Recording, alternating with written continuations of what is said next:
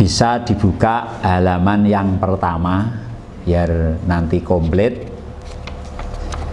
Halaman pertama bab 1 yaitu tentang haid. Yang pertama bahas sejarah dan dalil haid.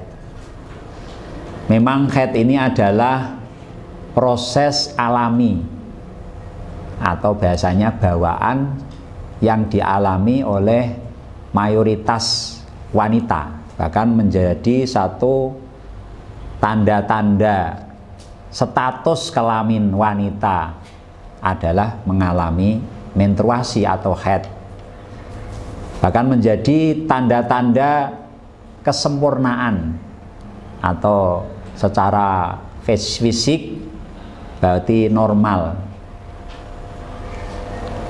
Maka dari itu proses haid ini tidak usah menjadi suatu permasalahan karena bukan merupakan masalah kalau kita tidak masalahkan. Yang perlu kita kaji adalah karena haid ini ada hubungannya dengan ibadah, yaitu ibadah meliputi sholat, puasa, haji, dan lain-lain sebagainya yang ada hubungannya. Persyaratan harus suci, ya, suci dari hadas kecil atau suci dari hadas besar. Termasuk hadas besar adalah haid, ya. Maka dari itu perempuan harus mengetahui tentang hal yang dialami oleh pribadi-pribadi wanita itu, yaitu masalah haid, agar supaya ibadah yang kita lakukan ini betul-betul sah miturut aturan syariat, akhirnya diterima oleh Allah Subhanahu wa Ta'ala. Wanita bisa berganti kelamin, laki-laki, perempuan menjadi laki-laki. Ini artinya secara medis, saya tidak bahas secara perspektif fikihnya. Kalau secara perspektif fikihnya jelas itu hukum yang haram, operasi kelamin dari perempuan ke laki-laki atau laki-laki ke perempuan, tapi saya tidak bahas kajian itu secara detail. Akan tetapi mungkin kelaminnya bisa ganti, tapi untuk siklus haid atau fisik ini mungkin bisa dirubah lewat operasi canggih, alat-alat teknologi canggih. Tapi siklus haid ini tidak bisa dirubah karena ini merupakan ciri khas status kelaminnya adalah wanita. Ya, betul-betul merupakan tanda-tanda prinsip orang ini wanita. Haid ini berawal, sejarah awal haid ini berawal dari ibunda kita Hawa alaihi salam, yaitu secara singkat ketika beliau di surga bersama Nabi Adam alaihi salam, diberi surga, diberi fasilitas secara leluasa bebas. Akan tetapi ada larangan satu, yaitu memakan buah larangan, yaitu terkenal dengan buah khuldi. Ulama berbeda pendapat khuldi itu apa. Ada yang mengatakan gandum, ada yang mengatakan buah yang lainnya. Ya. Di dalam Al-Quran disebutkan wa idh qala rabbuka, bahasanya itu apa Al-Qurannya itu? Wa idh qulna ya adamuskun anta wa zawjukal jannata fakula minha rohdan haitsu syi'tuma wa la taqraba hadhihi syajarata fatakuna minadh dhalimin. Ya, hai Adam, menempatlah, singgahlah kalian dan istrimu di surga, dan makanlah kalian sesukamu, sepuasmu. Tapi ingat, wala taqraba hadhihi syajarata fatakuna minadh dhalimin.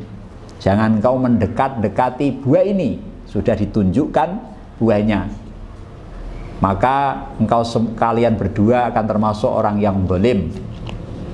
Ya.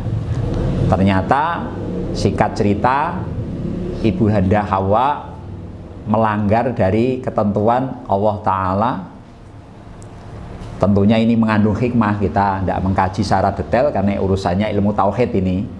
Kita harus selektif dalam bahas ini. Nabi Adam ini nabi kok, katanya nabi ini maksum. Maksum itu artinya terjaga dari dosa. Kok melakukan hal seperti ini? Ya, ini kajiannya di tauhid, saya tidak bahas itu karena ini tidak kajian tauhid, nanti bisa panjang-panjang itu kajian. Intinya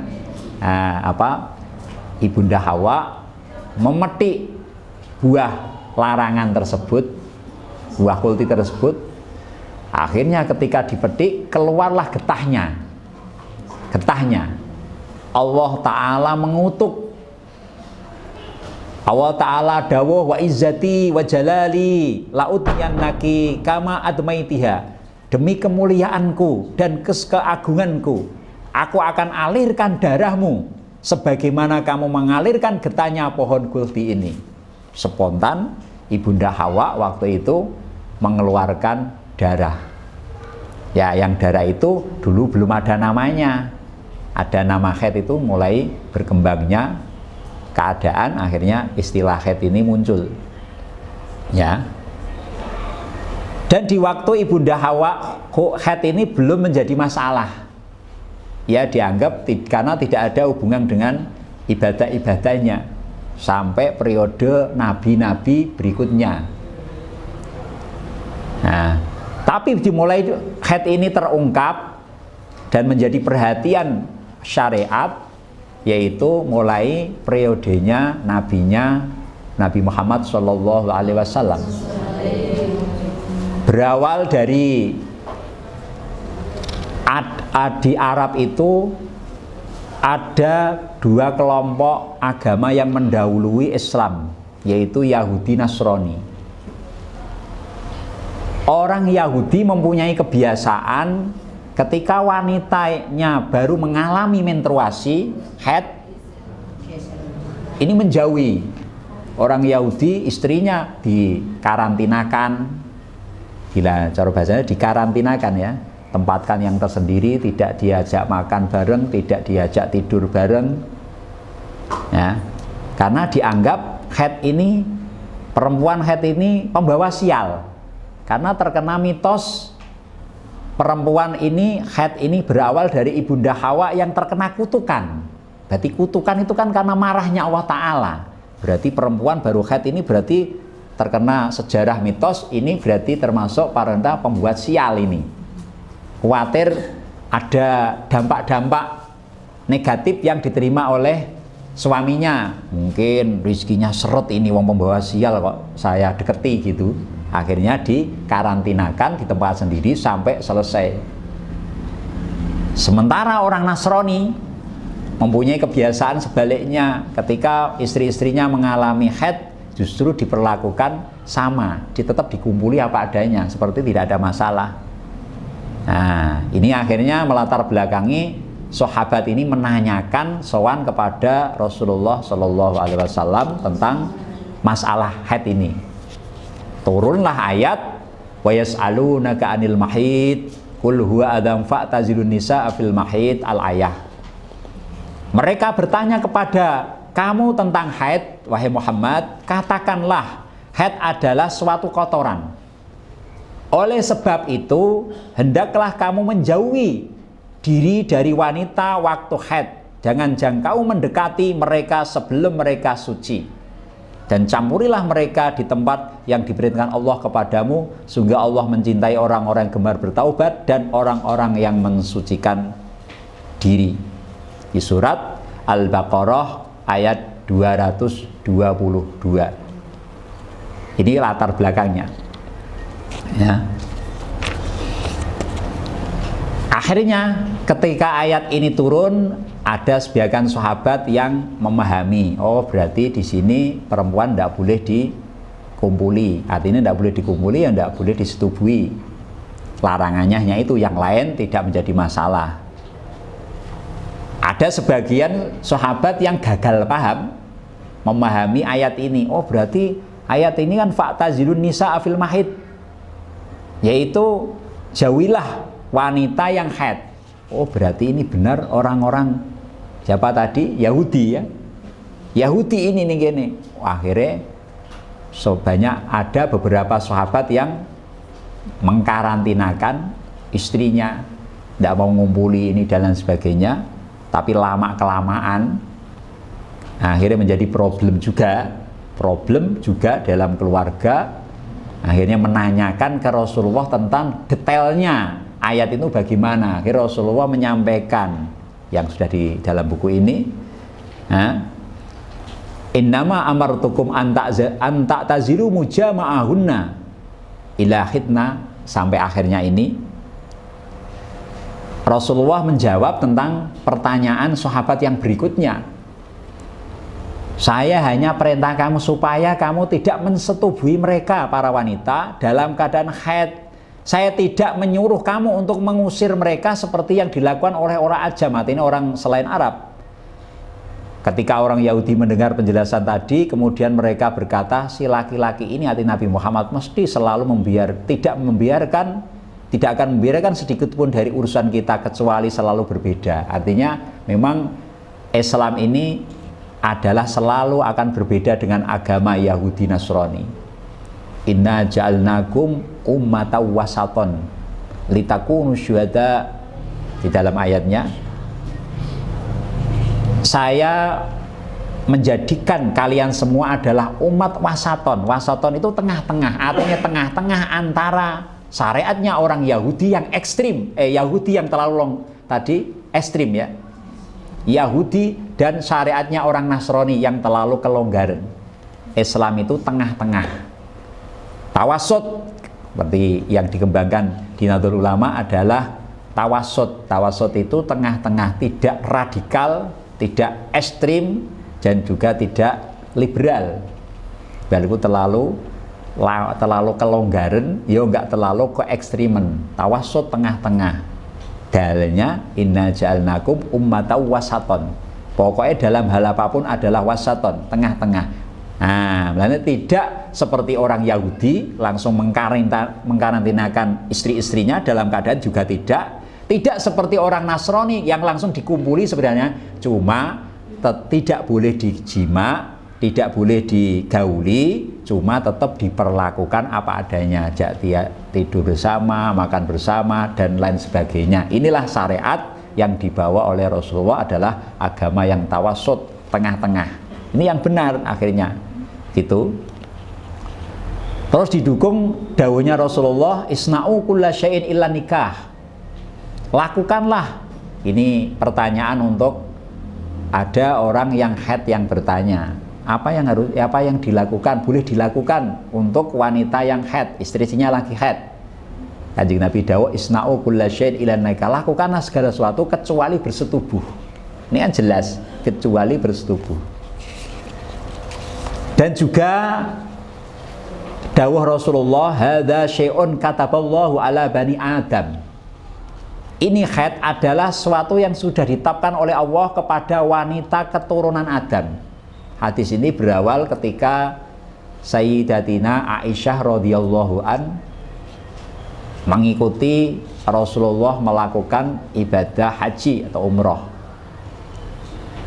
Di tengah perjalanan, waktu melakukan ritual-ritual, rentetan-rentetan ibadah haji umroh, Sayyidina Aisyah mengalami menstruasi, menangis karena merasa nanti ketinggalan ibadah yang dilakukan oleh Rasulullah, karena tergendala ada ibadah yang disyaratkan harus suci dari hadas kecil dan besar, yaitu tawaf. Ada tawaf yang rukun ifadah, yang tawaf yang lain disyaratkan semua suci. Menangis. Akhirnya Rasulullah dawi ning kono, hadza syai'un kataballahu ala bani Adam. Ini haid adalah sesuatu yang sudah ditetapkan Allah kepada wanita keturunan Adam. Sudah menjadi ketetapannya, takdire Allah untuk wanita-wanita ini mengalami menstruasi secara kenormalannya ini. Maka silahkan lakukan ibadah, tapi jangan engkau melakukan tawaf. Hadisnya berikutnya seperti itu. Yang dilarang adalah tawaf, karena tawaf hubungannya dengan hadas ini. Wanita-wanita yang mengalami berangkat ibadah haji itu biasanya sudah didesain ada pakai obat penghambat haid biar waktu melakukan ibadah haji bisa lancar. Di buku ini sudah ada keterangannya di belakang bagaimana hukumnya mengonsumsi obat memperlambat haid atau untuk memperlancar haid biar haidnya itu lancar karena ada kepentingan urusan ibadah. Di sini nanti di belakang itu ada hal-hal yang berhubungan dengan haid, ini ada kajiannya secara khusus ya. Dari hal tersebut, penjelasan tersebut sebagai gambaran jawaban hukum tentang haid di mana wanita harus diperlakukan sebagai mestinya. Nah, karena haid ini hanya yang dilarang hanya disetubuhi saja untuk muasyarah, yang lain masih tetap normal biasa ya. Dari sini ulama merumuskan hukum-hukum terkait dengan haid dan permasalahannya. Berarti sebelum nabi-nabi berikutnya tidak ada problem.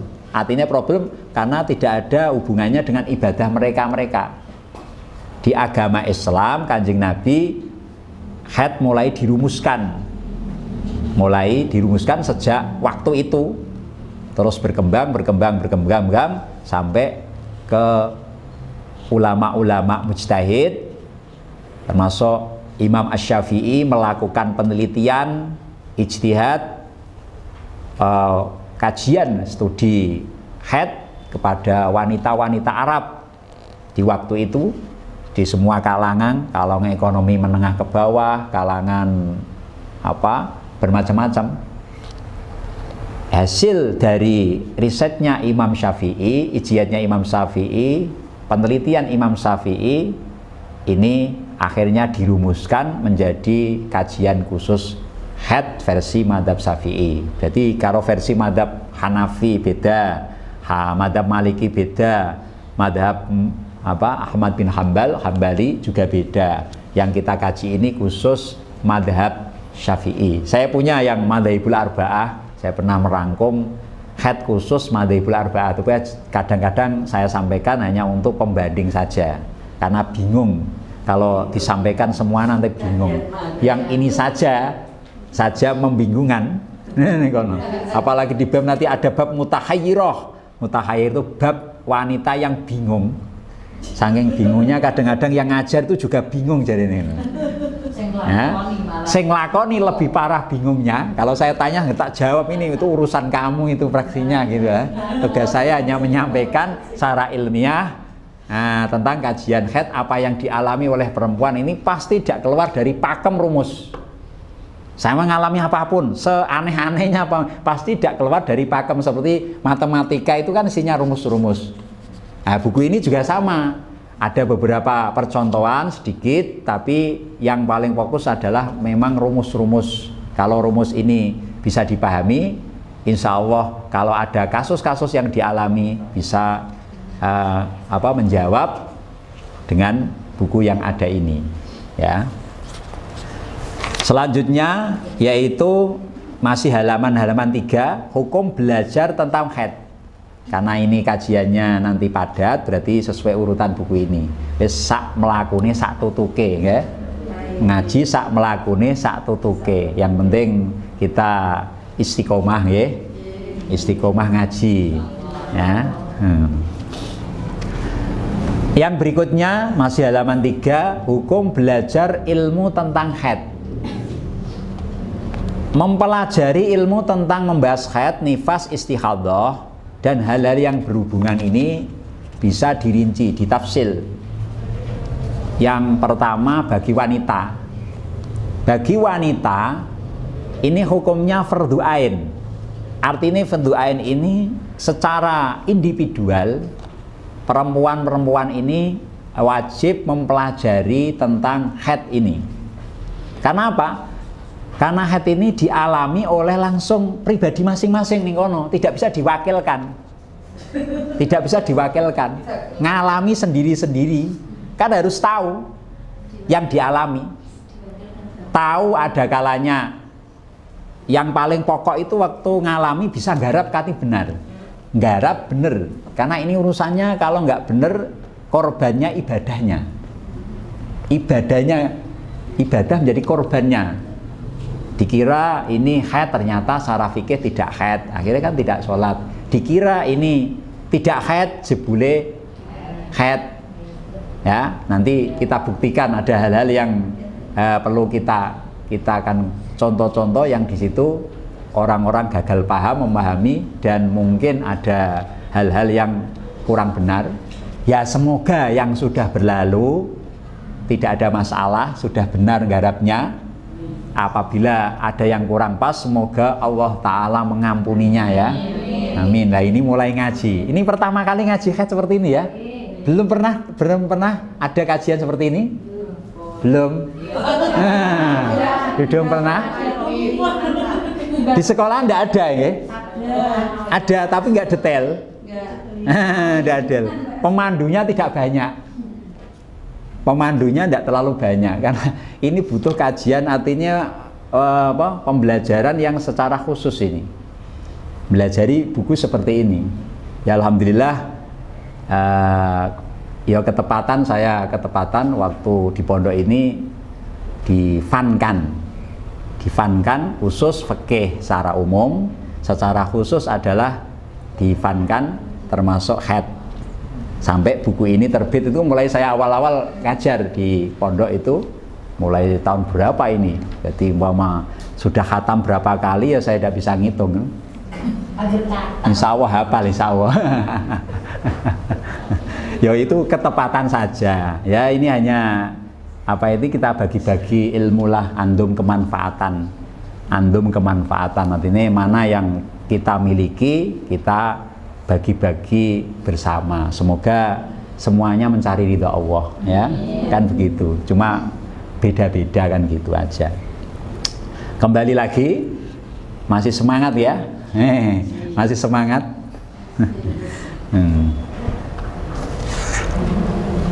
Tadi hukum dari belajar tentang haid, menstruasi, ini fardu ain untuk perempuan. Rata-rata perempuan ngalami haid itu tahu umur berapa itu? Kalau secara fikih mulainya itu umur 9 tahun kurang 16 hari kurang sedikit ya 9 tahunan lah. Itu ketika keluar darah netepi syarat bisa haid secara umur. Tapi kenyataan yang ada, realita yang ada itu berbeda-beda. Tergantung orangnya. Pernah disurvei oleh kawan-kawan haid. Nah, kawan-kawan melakukan survei. Polling. Nah, dari wanita-wanita ada yang sudah punya suami, ada yang masih lajang di pondok seperti itu. Nah, hasilnya rata-rata pengakuannya antara umur 12-an, 12 ke atas sedikit kebanyakan. Tapi ya berubah-berubah karena dipengaruhi oleh makanan yang dimakan. Pergaulannya anak sekarang mbak dulu itu berbeda ya. Saya sekolah SD itu masih kecil belum kenal cah wedok ya. Gak pateng padahal sekolahnya lanang wedok. Saya saiki cah cilik wis pengalaman pol. Sekolah SMP wis pengalaman tak boleh nih kono. Ya. Nah, kan beda itu kan. Akhirnya pemikirannya, terus emosionalnya dan lain sebagainya, pendewasaannya lebih cepat ya. Nah, haid ini kan termasuk orang yang perempuan sudah mengalami haid berarti menunjukkan dia sudah baligh. Arti baligh itu dewasa. Kalau belum dewasa nggak mungkin dewasa. Ya. Itu pengaruhnya. Mungkin lebih cepat juga bisa. Umur 10 tahun sudah mulai. Juga ada sama sekali ada. Ya. Nah, belajarnya mulai umur berapa? Umur berapa? Orang wajib secara umum wajib belajar ilmu agama itu mulai umur 7 tahun. Wajib melakukan sholat, diperintah orang tuanya untuk sholat, puasa kalau mampu, dan mempelajari hal-hal yang hubungan dengan sholat, termasuk urusan haid ini mulai umur 7 tahun ini. Umur 7 tahun sudah mulai belajar, walaupun belum ngalami. Sholat ya belum jadi kewajiban karena sudah mulai kewajiban belajarnya sudah mulai itu. Orang tuanya sudah mulai ngoyak-ngoyak di situ, membekali ilmu itu di situ. Nah, ini menjadi keperhatian kami selaku pengurus MBC di LBM Lembaga Basu Masail. Anak-anak di umur-umur seperti itu masih nol. Bahkan mencurigakan jenengan malah rak tahu malah itu sumuris tua-tua kok ngene. Bahaya nih kono. Nah, ini kan berarti kita mulai tata nanti insya Allah. Kita tata kajian-kajian seperti ini bisa disosialisasikan lebih lanjut, dan semoga apa ini lewat media ini juga nanti tidak ditonton oleh niat juga Nasrul Ilmi, bisa dibaca kalau buku ya buku ini, atau ditonton lewat MBC, webnya MBC ya. Semoga nanti bisa memahamkan dan bisa meminimkan kesalahan-kesalahan mereka dalam beribadah ini ya. Amin ya rabbal alamin. Jadi hukumnya fardhu ain karena mengalami sendiri dan hubungannya dengan ibadahnya masing-masing. Ya. Maka dari itu di sini perempuan wajib keluar rumah untuk belajar ilmu ini. Bahkan suami tidak boleh melarang, kecuali suaminya mampu untuk menjelaskan sendiri, mungkin asli sudah alim, mumpuni, atau belum alim, cuma dia mau kulaan tanya ke orang yang mumpuni, baik ketemu langsung atau lewat WA atau nelpon. Kalau kata orang WA itu rak jelas, malah nggak pernah saya layani, mesti atau telepon, minimal telepon. Karena apa? Nggak jelas, nanti butuh dialog nanti. Lewat orang, nanti saya tanya lagi, modelnya gimana, sampai nanya lagi. Saya pernah langsung orangnya datang, bojone dijak wae ke sini aja nih kono. Nah, ini urusan penting nih kono, berarti diajak saya tanya, dialog masalah head itu sendiri. Pernah. Itu malah lebih baik tanggung jawabnya laki-laki malah itu kan. Ku amfusakum wa alikum naro, jagalah dirimu keluarga api neraka, termasuk ibadahnya harus dikawal betul. Masuk ilmu yang diketahui wanita ini istrinya sudah mumpuni atau belum. Jadi kalau laki-lakinya suaminya ini mampu menjalankan diri ini karena sudah mumpuni, atau mungkin mau belajar dan mengajarkan istrinya dan bisa memahamkan, bahasanya kulaan, bahasa saya itu kulaan ilmu, kulaan terus disampaikan, istri itu sudah cukup, berarti tidak boleh keluar rumah ya, karena ini wajib, ini ilmu wajib boleh keluar rumah kecuali kondisi seperti itu. Beda kalau ilmu-ilmu yang lain, ilmu yang artinya ilmu ini dan ilmu-ilmu yang lain yang ilmu wajib yaitu ada 3. Thalabul ilmi faridhatun ala kulli muslimin wa muslimatin, itu 3 ilmu. Lalu saya sampaikan 1 ilmu fikih yang hubungan dialami. Contohnya kewajiban sholat, berarti urusan sholat syarat rukunnya termasuk haid, kan hubungannya dengan syarat-syarat persyaratan nih. Puasa, ketika mau puasa. Kaji, kalau mau berangkat kaji harus menyiapkan ilmu untuk kaji ya. Puasa, zakat, fikih yang dialami ya, secara umum pokoknya yang dialami apapun dia nih kono. Fikih ada fikih ibadah, ada fikih urusan muamalah, urusan bisnis nyambut gawe, ada urusan pernikahan, ada urusan ini dan lain sebagainya, pakai yang wajib-wajib. Yang kedua adalah ilmu tauhid. Ilmu tauhid yaitu untuk menata akidah. Kalau ilmu fikih itu menata anggota dhahir, mulai pucuk rambut sampai pucuk kaki ini, aktivitasnya ini, karena anggota tubuh ini kan punya aktivitas ini dipantau, panduannya adalah untuk pakai ilmu fikih. Tangan ini, baik bentuk ibadah, bentuk ini, semuanya aturannya di ilmu fikih. Tidak punya jiwa keikhlasan, ada pamrih, ini dan lain sebagainya, panjang kalau kita bahas kata tasawuf ya, ada kajian khusus. Warung khusus, warung ngaji fikih, warung ngaji tauhid, warung ngaji tasawuf secara khusus, secara detail, sesuai peringkat-peringkatannya, urutan-urutannya, kajian-kajian sesuai urutannya ini. Nah, termasuk haid ini bagian dari ilmu fikih yang fardhu ain karena hubungannya dengan keabsahan sholat, keabsahan ibadah haji, tawaf, urusan iddah juga ada hubungan dengan haid ya. Yang ada hubungan haid itu apa? Sholat, puasa, ibadah haji, urusan iddah ya, iddah di tinggal mati suaminya, ada iddahnya, ditinggal mati, di apa? Furqah, yaitu ditalak. Nah, kalau ditalak suaminya kan ada iddahnya. Ya itu iddahnya kalau masih aktif haid itu kan 3 kali sucian itu.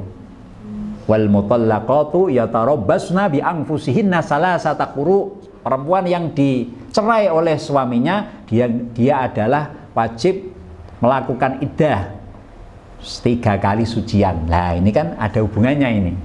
Dan lain sebagainya ini. Nah, wanita tidak boleh wajib keluar rumah, suami tidak boleh menghalanginya.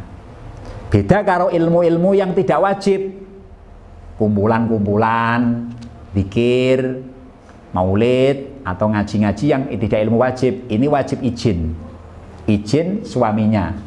Izin itu ada kalanya izin secara sharih, artinya ketemu atau lewat WA atau lewat apa, bapak atau ayah, apa ngundangnya apa saya nggak tahu, ayah, bapak, apa, macem-macem. Mau ini ada acara ini mau kumpulan ini, oh ya silahkan. Ada kalanya sesuai kebiasaannya, awal-awal sudah diizini, yang berlanjut, ya berarti sudah diizini. Tidak boleh izin terus nih kalau tiap hari golek ya ini kalau, sudah terbiasa. Nah, dia terbiasa, saking biasanya los, mulai sak geleme dhewe los ning kono. Nah, gitu. Itu yang hukum untuk bagi wanita. Yang berikutnya untuk laki-laki. Untuk laki-laki belajar ilmu haid ini fardhu kifayah. Karena laki-laki tidak mengalami langsung, tapi mempunyai tanggung jawab secara umum untuk urusan ifta. Ifta itu memberi fatwa, memberi penjelasan hukum tentang hal-hal yang berhubungan dengan haid. Ini cukup fardhu kifayah. Jangkauannya mana? Umpama di MBC ada orang satu cukup yang ngalim haid itu. Atau di satu desa yang akan menjadi rujukan. Ada rujukan, ini jadi cukup, nggak berdosa. Wong bisa perwakilan, ada yang mumpuni belajar ilmu haid ini. Udah cukup ini ya ning kono. Gugurake kewajibane wong berah ning kono, pahlawan tanpa jasa ya. Pahlawan ning kono. Karena urusan kepentingan ifta tadi, mengajar seperti ini. Anehnya haid ini yang ngalami perempuan, tapi guru haid perempuan itu enggak banyak itu. Rata-rata laki-laki. Nah ini coba nanti dikader betul nanti biar ada kader wanita yang betul-betul bisa mumpuni sendiri, ahlim ning kono iku. Buku ini bisa gawe awal pemula, gawe modal yang nanti bisa dikembangkan. Saya punya buku haid itu banyak, walaupun saya penulis, tiap ada buku haid tak saya beli. Mungkin ada perbedaan atau muqabalah atau gaya bahasa dan lain sebagainya. Saya punya berapa, 7 atau berapa yang berbahasa Indonesia. Produk Lirboyo, produk Sarang, produk Ploso, produk mana itu banyak sekali beredar ini. Saya beli, saya suka beli buku. Paling harganya berapa nih kono ya? Kayak gitu. Terus kitab-kitab yang berbahasa Arab yang di situ nerangke haid, saya beli banyak sekali. Buku kitab ini agak fan haid, fan nahwu, fan tasawuf, fan fikih. Paling banyak itu fan fikih itu banyak itu. Pengen ini. Karo ini kitab ini baru berapa ini sedikit itu kono. Ini kono kitabnya. Butuh anggaran yang cukup besar no.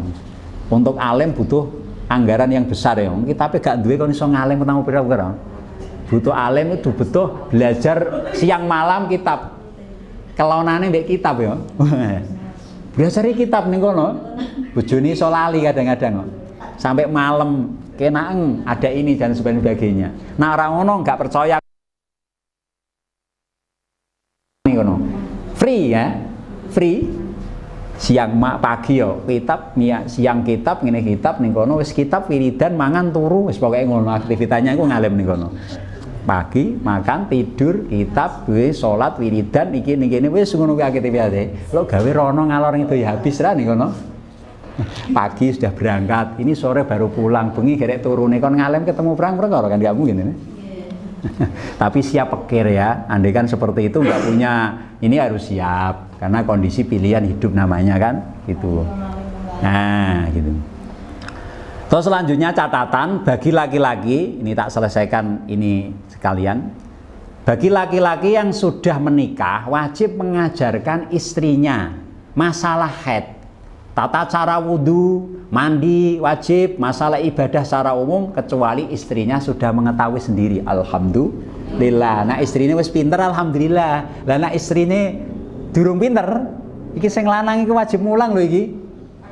Wajib mulang. Narangono kon sekolah meneh, kaya cah cilik ini lho. Wajibannya kan anaknya dan istrinya. Anaknya kon sekolah terus mulai pelajaran ini sebule ibuke urung sekolah. Pelajaran ini, ibunya ya di sekolah nih barang nih kono, khusus haid dan lain sebagainya. Ini kita alhamdulillah ono program iki wis nyekolah, wis ora usah pengertian sekolah dhewe. Sendiri kan gitu lah. Alhamdulillah ini kono. Sing lanang ra arti anggere mbut gawe tok wisan. Alhamdulillah ono fatayat muslimat iki ono nggih program-program iki otomatis sing lanang ra nglegewo iku tanggung jawabe gugur-gugur dhewe ya. Nah, kalau memang suami tidak mengarahkan sama sekali, tidak peduli adalah ada kesalahan-kesalahan istri dalam ibadah, maksiat dan lain sebagainya, ikut tanggung jawab besok di hadapan Allah Subhanahu wa taala. Tidak hanya tanggung jawab urusan nafkah saja, ya, tapi tanggung jawab untuk urusan agamanya. Ku anfusakum wa ahlikum naro, jagalah dirimu dan keluargamu, keluarga meliku anak dan istrinya dari api neraka dengan cara apa? Harus mengajarkan. Kalau tidak bisa mengajar sendiri, disuruh belajar untuk menggugurkan kewajiban-kewajiban tentang ilmu itu sendiri. Yang kedua, laki-laki yang belum menikah terlebih dahulu, sebelum laki-laki sunya tidak menikah lebih dahulu, sebelum mengetahui ilmu masalah haid, seyogjanya belum menikah dulu sebelum belajar haid. Karena apa? Hal ini dimasukkan agar ketika beristri sudah mampu untuk mengarahkan menjadi pimpinan yang tangguh, serba bisa. Ya, orang iso golek duit tok, cuma bisa untuk mengarahkan, memimpin, mengarahkan khususnya dalam masalah haid ini bisa mengarahkannya. Karena seorang suami wajib mengajarkan tentang masalah-masalah agama terhadap istrinya. Ini bisa dipaham ya, nih. Terus kajian haid dan tanda-tanda balik nanti saya beri kesempatan untuk silakan tanya, tak selesaikan nanti kan biar nanti pembahasannya untuk pertemuan berikutnya langsung pembagian darah haid. Haid dan tanda-tanda balik. Haid termasuk salah satu tanda-tanda balik. Selain tanda-tanda yang lain, di sini ada 4 tanda-tanda balik. Artinya balik itu dewasa, dia sudah mulai terkena beban-beban syariat seperti kewajiban, larangan harus meninggalkan, sudah dicatat oleh malaikat kalau melakukan kewajiban, kalau melakukan larangan sudah dicatat sendiri, bukunya sudah di pribadi sendiri-sendiri. Beda kalau masih kecil, belum balik, ketika melakukan maksiat tidak ditulis. Kalau melakukan taat, melakukan seperti sholat, ini ulama berbeda pendapat. Ada yang mengatakan pahalanya masuk ke orang tuanya murni. Ada ulama yang mengatakan justru kaul yang kuat ini tetap pahalanya dimiliki oleh anak itu sendiri tapi ditabung. Nanti ketika balik catatannya mulai langsung masuk blek fakta langsung datanya masuk karena sudah ditabung. Tapi secara umum orang tua ini tetap dapat karena ada merupakan sebab adanya anak itu sendiri, ya. Nah ini keuntungannya punya anak seperti itu. Ada pahala yang tersendiri karena punya anak. Sang anak ini melakukan satu kebaikan ibadah. Ini kan ada hubungan kita. Nah begitu. Tanda-tanda balik yang pertama, keluar sperma saat usia minimal 9 tahun hijriah, baik laki-laki atau perempuan. 9 tahun hijriah kok ning kono keluar sperma, baik laki-laki atau perempuan. Tekniknya silakan dikaji sendiri. Tekniknya ada orang tanya lah, kalau perempuan keluarnya bagaimana? Keluarnya bagaimana? Yaitu silakan tanya orang yang perempuan sendiri.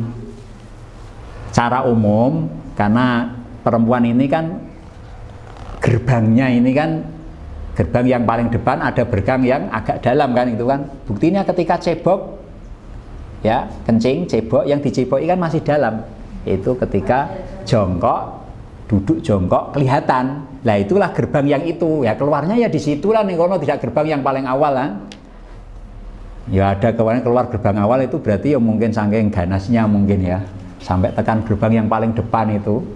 Ya tahu. Itu di kitab pakai keterangan seperti itu. Realnya bahasanya yaitu tergantung dari orang wanita masing-masing berbeda. Silakan tanya sendiri ya. Mosok kok nyelidiki sampai situ? Tidak ada urusannya. Kalau laki-laki kan jelas langsung gerbangnya satu, nggak usah gerbang sip-sipan depan gini, nggak usah sip-sipan ya. Nah, saya pernah ditanya seperti itu kok, perempuan itu keluarnya spernya bagaimana? Lah kamu tanya itu untuk apa? Aku tak tanya, tanya seperti itu. Ingin tahu, cuma ingin tahu. Yang kedua, haid bagi perempuan ini khusus wanita minimal usia 9 tahun hijriah, pakainya tanggalnya hijriah bukan masehi, hijriah, yaitu umur 9 tahun kurang 16 hari kurang sedikit. Nanti bisa kita detailkan dalam usia haid itu kan seperti itu. Minimal usia itu keluar darah yang imkan haid, yang mencapai syarat haid, berarti menunjukkan wanita ini sudah baligh. Artinya baligh sudah mulai kewajiban-kewajiban sudah harus dijalankan, larangan harus ditinggalkan dan lain sebagainya. Yang tiga, genap umur 15 tahun komariah hijriah bagi laki atau perempuan ketika di umur 9 tahun ini, baik laki-laki atau perempuan belum keluar sperma, atau perempuan belum pernah mengalami haid atau menstruasi, berarti balighnya pakai umur ya, pakai umur. Yang keempat, hamil atau melahirkan bagi perempuan, hamil. Melahirkan, hamil atau melahirkan. Tapi yang dimaksud di sini itu yang melahirkannya. Berarti orang hamil, orang melahirkan mesti awal-awal dari hamil dulu. Lah orang hamil itu awal-awal mesti dari keluar sperma. Mesti urutannya seperti itu. Jadi tanda-tandanya dia melahirkan berarti menunjukkan hamil sebelumnya. Menunjukkan hamil. Nah orang hamil awal-awal berawal dari keluar sperma. Tidak mungkin tidak ada sperma kok jadi ada pembuahan, kan tidak mungkin seperti itu. Ya, sekian sebelum saya tutup, mungkin ada pertanyaan tentang kajian pada sore ini. Nanti kita teruskan, ya silahkan. Misal dalam hubungan suami istri tersebut melakukan hubungan badan sekitar jam 3 pagi, 3 subuh. Kemudian dia tidur, kemudian ketika bangun sudah subuh, si istri ternyata haid. Apakah si istri tersebut harus mandi wajib berhubungan junub atau haid? Atau menunggu haid rampung? Sekian. Terima kasih. Ini ada pertanyaan. Berarti intinya perempuan ini mempunyai tanggungan hadas besar karena melakukan persetubuhan, kewajiban mandi. Cuma sebelum melakukan mandi, dia mempunyai hadas besar baru lagi, yaitu menstruasi. Ini apakah di waktu menstruasi ini bisa melakukan mandi wajib tadi, atau mungkin nunggu ketika haid ini selesai? Nah, nanti di buku ini dalam bab larangan-larangan wanita haid dan larangan wanita-wanita nifas, nanti di mulai halaman 24 ke atas. Nah ini ada beberapa larangan-larangan, yaitu yang nomor 12 terakhir, berarti nomor 32. Larangannya wanita haid atau orang yang nifas adalah bersuci, baik wudhu atau mandi dengan niat ibadah. Berarti perempuan tersebut tidak boleh mandi junub, karena termasuk larangannya orang yang menstruasi haid ini adalah melakukan mandi bentuk ibadah. Nah berarti tidak boleh, haram. Mandinya nanti ditunda setelah haid ini selesai. Setelah selesai dia punya tanggungan dua. Satu, karena mampet dari haid ini juga mewajibkan mandi. Yang kedua adalah mandi junub yang belum dikerjakan. Nah ini mandinya cukup, teknisnya cukup satu saja. Satu dengan milih salah satunya ini sudah cukup. Ini dalam kaidah usul fikih begitu, rumusan fikih ketika ada perkara dua, kewajiban dua yang sama wajibnya, ini cukup melakukan satu, yang satu otomatis hilang sendirinya. Idza istama amroni min jinsin wahidin, ya, dakhala ahaduma lil akhar. Ketika ada dua perkara yang kumpul dari satu menjadi satu jenis sama-sama wajib, maka cukup melakukan satu. Berarti silahkan milih. Ini sama yang disinggung dari buku ini, ketika ada perempuan melahirkan. Setelah melahirkan langsung keluar darah nifas. Ini juga nggak boleh mandi wiladah. Kalau mandi biasa tidak apa-apa, mandi untuk apa? Membersihkan badannya, untuk menyegarkan badannya, refresh badannya, itu tidak apa-apa. Wong ibadah bedanya kan urusan niat. Kan kalau tidak diniati, niatnya apa? Biar segar, kan tidak ibadah namanya, biar segar. Yang namanya ibadah kan niatnya untuk menghilangkan hadas besar atau menghilangkan apa? Mandi wiladah. Nah ini nggak boleh mandi wiladah. Nanti mandi wiladahnya setelah selesai dari menstruasi. Kalau mandi itu haram, mandi wiladahnya di situ haram ketika nifas. Nanti setelah selesai nifasnya dia baru mandi. Silakan mandi salah satunya, otomatis yang satu sudah hilang sendirinya. Di buku ini nanti juga ada kasus ini, kasus-kasus yang ada seperti itu ada semuanya. Bisa dipahami ini ya? Ada yang lain? Bolehkah perempuan yang sedang haid memotong kuku atau memotong rambut? Soalnya kula kan nate napa mirsani kajiannya ning Sela Hasinali ning Sela. Oh iya, satu grup dengan saya. Nggih. Saya punya grup khusus muskilat haid namanya. Muskilat haid itu khusus kajian haid yang jelimet-jelimet se-Jawa Madura. Nggih. Di Jepara yang ikut saya ikut itu ning Sela ya, Lerboyo itu. Ya gitu. Beliau kan menjelaskan kalau itu boleh. Terus menurut jenengan pripun? Ya sama Manji, di dalam kajian fikih pakai referensi orang yang sedang haid itu tidak ada larangan, itu nggak ada. Larangan yang di sini saya sampaikan tidak ada semuanya, cuma makruh. Boleh tapi makruh. Makruh memotong kuku, rambut. Nah ini hati-hati kalau mandi atau bersisir nanti ada rontok, itu makruh. Ya, cuma makruh saja. Nanti ketika mandi, ketika rontok itu ya nggak usah ikut dimandikan. Tidak ada satupun pendapat ulama yang saya tahu dari banyak kitab itu rambut yang sudah rontok itu baik disengaja atau tidak disengaja itu nggak usah diikutkan mandi. Yang dimandikan yang masih anggota yang masih utuh, yang masih nemplek di tubuh ini. Ini karena mungkin ada salah paham, gagal paham, kan ada keterangan bahwa nanti akan menuntut balik ini. Demo, mendemo. Lu saya ini tidak kamu ikutkan nanti ini. Ya memang gitu ada. Tapi yang dimaksud yaitu anggota yang tidak diikutkan itu memang demo seperti itu. Ketika dimandikan tidak ada pengaruhnya. Karena yang berarti artinya hukum itu menunjukkan hadis itu bahwa memotong itu hukumnya makruh. Ada perhatian syariat lah, larangan, tapi larangnya hanya makruh. Dari hadis itu, orang langsung, wah ini berarti sudah terpotong terus dikumpulin, bar ketika mandi ikut dimandikan ini. Ini loh, saya tidak pernah menemukan, dan teman-teman di grup manapun dan buku haid manapun yang saya baca dan di kitab manapun belum pernah ditemukan harus dimandikan itu. Kurang gayang tapi ya aku. Awet biyen dikandani kok isih digowo terus terlalu kesuwen, gagal pahamnya terlalu turun menurun. Akibat gagal paham turun menurun niku. Dikai ringan malah kok iso ning kono jimat tapi ya ning kono. Nah, rambut yang terpotong itu wajib disimpan. Disimpan adalah dipendam atau mungkin karena apa? Itu bagian dari aurat. Walaupun sudah terpotong itu aurat. Ya, paling aman di pendem. Ya. Nah, karena bagian dari aurat itu juga. Angger rambut dawa iku rambute sapa iki menawa wong wedok iki ning kono. Kan gitu ya. Nah, jangan berserakan ning kono. Saya ambil nih tak buat jimat. Di salon nih kono. Tapi kalau pas haid sengaja potong rambut makruh. Ya boleh tapi makruh tadi.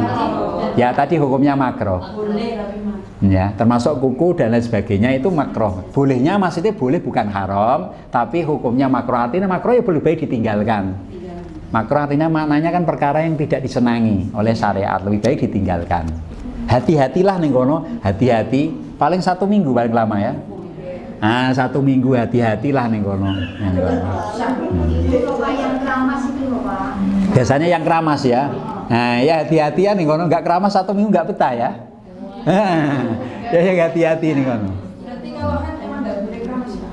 Yo nggak ada gitu ya. Ya silahkan, cuma kan lebih hati-hati. Umpama terpaksa, itu urusannya masalah tadi. Ada rambut yang terpotong itu hukumnya makruh gitu aja.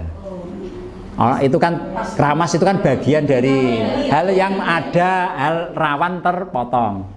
Nah, sisir itu biasanya paling rawan. Asing gitu.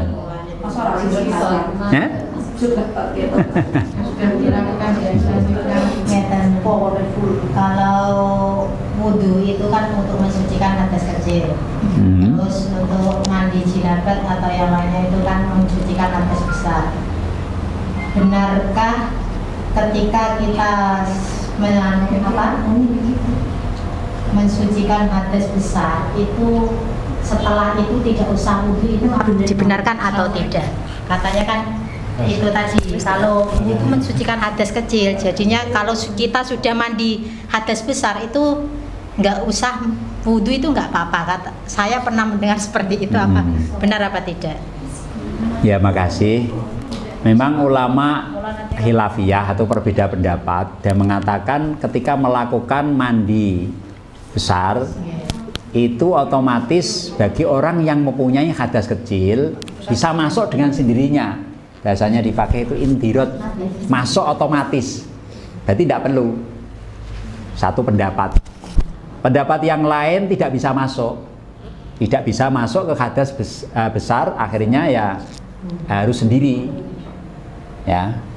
Untuk menengahi perbedaan pendapat itu, akhirnya ulama mensunahkan, sunnah untuk bagi orang yang mandi itu wudhu. Cuma niatnya kalau dia tidak punya hadas kecil, ya tidak punya hadas kecil, tidak punya hadas kecil, itu berarti niatnya adalah niat kesunahan wudhu. Nawaitul wudhu, ya bisa aja. Mandi ini kan mesti amit saya pipis. Ya umpama nggak pipis, terus mungkin faktornya karena ngimpi metu mani, duduk mumakinin makadaw ya, duduk yang niku, terus ngantuk, terus ngimpi metu mani keluar. Dia dalam keadaan punya wudhu, itu berarti kan hadas kecilnya masih, wudhunya nggak batal, tapi mandinya wajib mandi. Nah ini mandi kesunahan wudhunya niat untuk sunnah kesunahannya, nawaitul wudhu'a li sunnatil husli. Saya niat wudhu demi mendapatkan kesunatannya mandi. Kalau dia punya hadas kecil, karena mungkin hubungan badan otomatis mesti karena mubasyarah ketemu ya ora dadi. Nah, itu akhirnya otomatis pamunya wudhu kan otomatis batal. Nah, ini berarti punya hadas dua, kecil dan besar, itu kesunatannya wudhunya dengan niat menghilangkan hadas kecil biasa. Nawaitul wudhu'a rifil hadasil. Kesunahan seperti itu. Kesunahan. Berarti umpama tidak usah wudhu ya tidak apa-apa, ngikuti pendapat yang otomatis masuk dengan sendirinya. Tapi lebih baik wudhu. Kan gitu. Berarti pernyataan itu ya benar-benar saja. Di dalam perspektif fikih gitu. Saya itu mamanya di sini ya. Kadang kan setelah kita mandi, secara otomatis itu memang mandinya sudah selesai. Secara otomatis itu pengen bego. Terus saat secara tidak sengaja kan tangan ini kan, makanya saya tanya gitu.